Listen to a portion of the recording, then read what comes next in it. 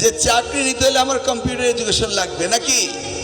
ও বুঝতে পারে, যারা মন্ত্রিত্ব চালায় তারা বুঝে না। আগামীকাল 16 মার্চ বাংলাদেশ প্রধানমন্ত্রী জনাব তারেক রহমান আসবেন আমাদের চাঁদপুরে।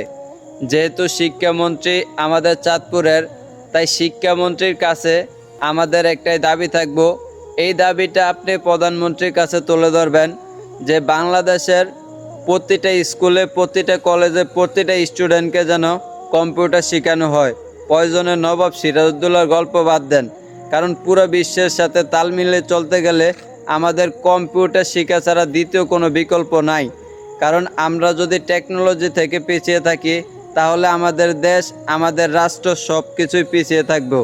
তাই পুরো চাঁদপুরবাসী মিলে অনুরোধ করবেন যেন শিক্ষামন্ত্রীর মাধ্যমে প্রতিটা স্টুডেন্টকে একটা করে কম্পিউটার দেওয়া বাধ্যতামূলক করে দেওয়া হয়, যেন একটা বিষয়ের মতো প্রতিটা ক্লাসে কম্পিউটার শিক্ষা ব্যবস্থা করা হয়।